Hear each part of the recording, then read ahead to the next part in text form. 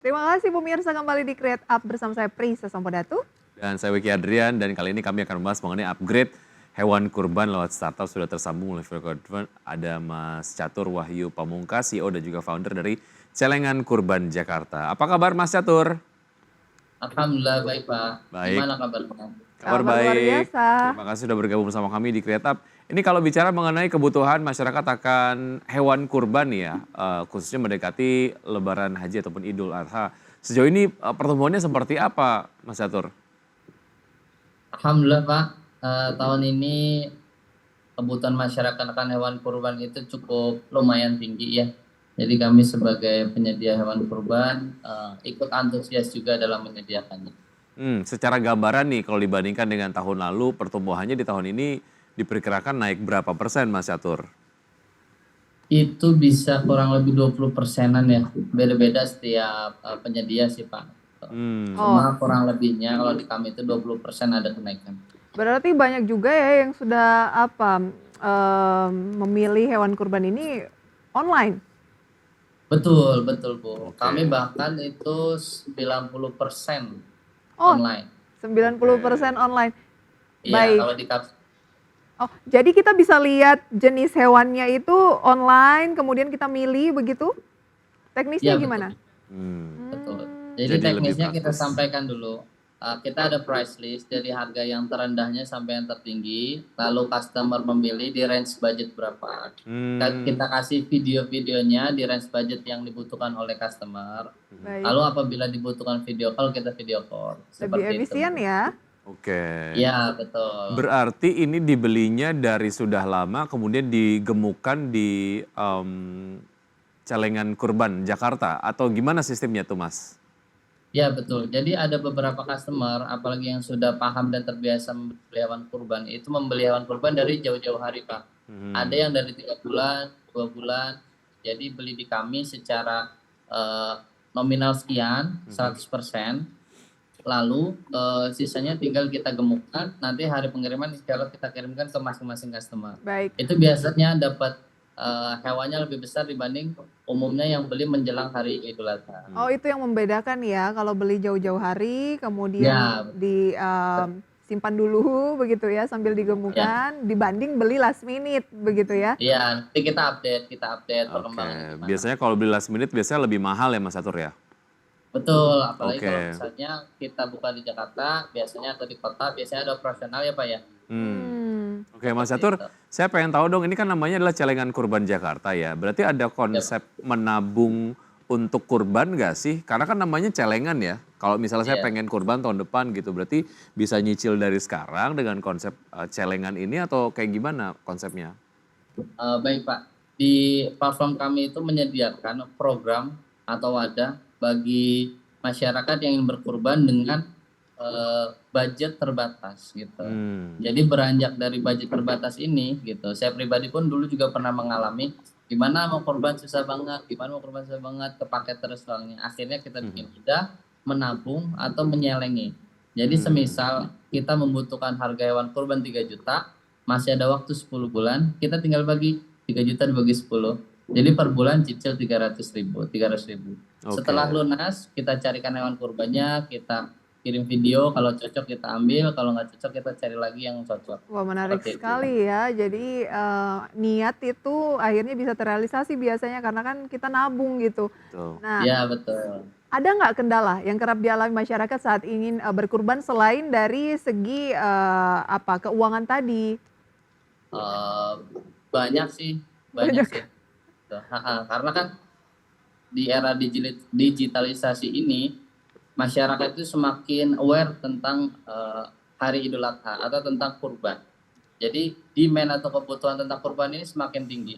Namun banyak juga dari masyarakat yang secara knowledge atau pengetahuan tentang kurban ini minim. Jadi dikhawatirkannya terjatuh pada hal-hal yang berseberangan dengan syariat. Contohnya seperti hewan kurban belum masuk syarat atau ada cacatnya dan yang lain sebagainya. Jadi dari sisi pengetahuan. Edukasi ya. Betul. Oke, artinya memang hewan-hewan kurban yang dijual lewat Celengan Kurban Jakarta semuanya sudah sesuai syariat dan juga sudah terkurasi ya? Iya betul Pak, karena kalau misalnya nggak sesuai dengan syarat sah hewan kurban, itu jatuhnya sebagai hadiah, bukan kurban. Baik. Pahalanya tidak. Oke. Baik. Nanti akan kita bahas lebih jauh soal hewan kurban ini ya melalui platform digital usai jeda pemirsa. Tetaplah di Create Up. Anda kembali bersama kami pemirsa dan kita masih berbincang bersama dengan founder Celengan Kurban Jakarta. Jadi kita bisa nabung nih agar bisa berkurban misalnya tahun lalu ke sekarang ataupun tahun depannya bersama dengan Mas Catur Wahyu Pamungkas. Mas Catur, ini kan masih baru ya Celengan Kurban ini Anda dirikan. Kemudian tantangannya apa dari segi mungkin platformnya, teknologinya bagaimana? Kendala tentu ada Bu, terutama bagi kami yang masih belajar di digitalisasi, baik dari editornya, pengambilan gambar dan videonya, baik dari sisi media sosialnya, dan lain sebagainya. Jadi kita masih belajar dan insya Allah semoga bisa berkembang untuk kedepannya.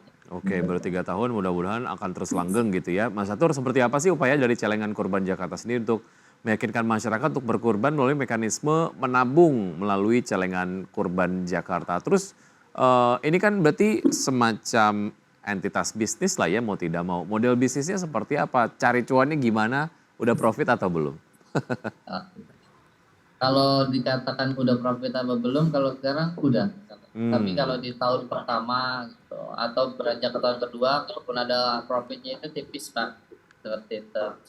Nah jadi kami ini berusaha menawarkan kepada masyarakat untuk memilih hewan kurban yang terbaik. Makanya sebagaimana tagline kami, saatnya mengupgrade hewan kurban. Kenapa? Karena kita berusaha mencari bersama gitu. Bukan sebatas saya penjual, saya tidak mau tahu masyarakat mau beli apa enggak kan. Kita mencari bersama, ini hewannya bagus saya bilang, ini tanduknya bagus, ini badannya bagus, dan lain sebagainya. Kalau mau silakan. Baik. Ini ciri pembelian Nabi SAW dan lain-lain. Nah menjaga trust dari konsumen begitu ya, karena kan ada dana yang diparkir di situ. Nah itu bagaimana? Sebenarnya sih yang utama ya, lebih baik datang ke kandang lebih enak di Jawa Barat. Cuma kalau misalnya karena keterbatasan waktu, kita bisa video call. Atau bisa main ke tempat tinggal kami di Jakarta, kita ngobrol bersama, itu bisa. Baik. Seperti itu. Dan apabila dibutuhkan data-data dan perlu untuk sifatnya disembunyikan, insya Allah kita juga siap. Sudah berapa banyak yang menjadi konsumen lah ya dari Celengan Kurban? Sejauh ini terjual lah istilahnya gitu ya. Itu kurang lebih 60-an ekor. 60 ekor hanya tahun ini saja atau dari awal berdiri? Enggak, maksudnya tahun ini aja. Oh, tahun ini aja ya. Dan itu banyaknya 90% lewat online. Baik, sapi dan kambing ya? Kalau kita khusus di domba Garut aja, di domba aja. Wow. Tapi enggak.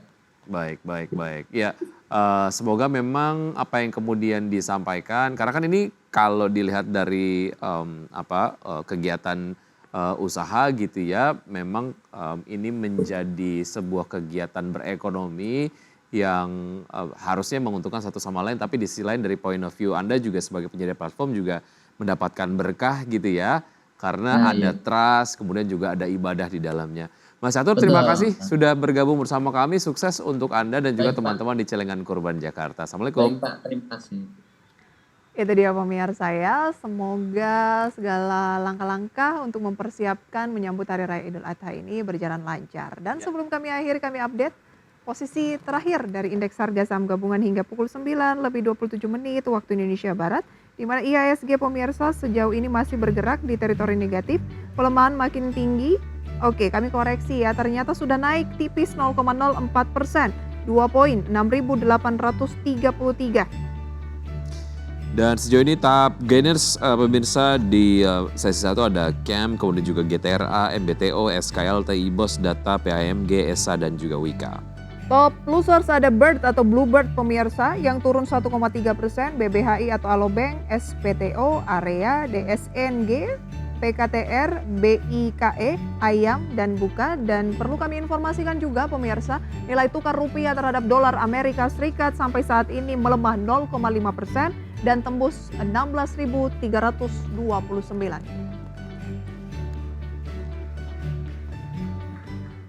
Sudah 90 menit kami menemani Anda dalam Power Breakfast. Semoga pembahasan hari ini dapat menjadi referensi dan sumber informasi untuk Anda. Tetap perbarui informasi Anda hanya di IDX Channel, the trustworthy and comprehensive investment reference. Karena urusan masa depan harus sedepan, aku investor saham. Prisa Samudatu pamit. Demikian Rian. Sampai Sampai jumpa. jumpa.